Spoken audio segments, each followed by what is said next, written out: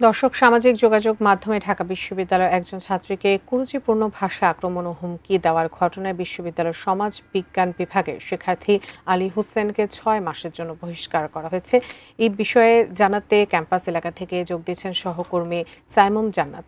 সাইমুম, এই বিষয়ে আমাদের বিস্তারিত কি জানাবেন? রুজমা, আমরা কিন্তু এখন রয়েছি ঢাকা বিশ্ববিদ্যালয়ের সিনেট ভবনে। আমরা কিছুক্ষণ আগে জানতে পেরেছি যে ডাকসু নির্বাচন নিয়ে হাইকোর্টের রিটকারী একজন নারী শিক্ষার্থীকে কিন্তু সামাজিক যোগাযোগ মাধ্যমে নিপীড়নের ঘটনায় অভিযুক্ত শিক্ষার্থীকে বহিষ্কার করা হয়েছে।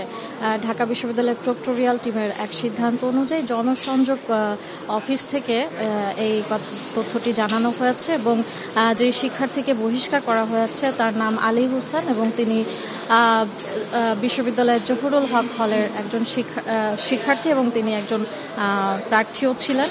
তো ডাকসু নির্বাচনকে ঘিরে গতকাল পর্যন্ত কিন্তু এই বিষয়টি নিয়ে একজন নারী শিক্ষার্থী এবং প্রার্থীকে এভাবে সামাজিক যোগাযোগ মাধ্যমে নিপীড়নের যে ঘটনা ঘটেছিল সেটা নিয়ে কিন্তু মোটামুটি উত্তপ্ত ছিল ঢাকা বিশ্ববিদ্যালয়। গতকালকে বিশ্ববিদ্যালয়ের শিক্ষক নেটওয়ার্ক এবং বিভিন্ন ডাকসু নির্বাচনে অংশগ্রহণকারী প্যানেল কিন্তু এটি নিয়ে বেশ প্রতিবাদ জানিয়ে এসেছিল এবং অবশেষে আজকে সেই অভিযুক্ত শিক্ষার্থীকে কিন্তু বহিষ্কার করা হয়েছে।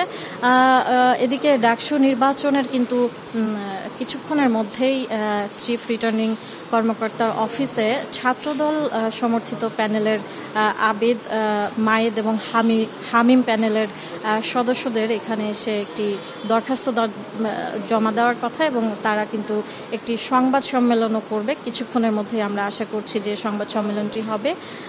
এছাড়াও ডাকসু নির্বাচনকে ঘিরে আমরা দেখেছি যে বিভিন্ন প্রার্থীরাই তাদের প্রচারণা চালাচ্ছে এবং আমরা আজকে জানি যে 11টার সময় হাইকোর্টে কিন্তু একটি শুনানি হওয়ার কথা রয়েছে। আমরা পরবর্তীতে সেই খবর হয়তো জানতে পারবো। তো উজমা, এই ছিল ডাকসু নির্বাচন এবং নির্বাচনের সবশেষ খবর।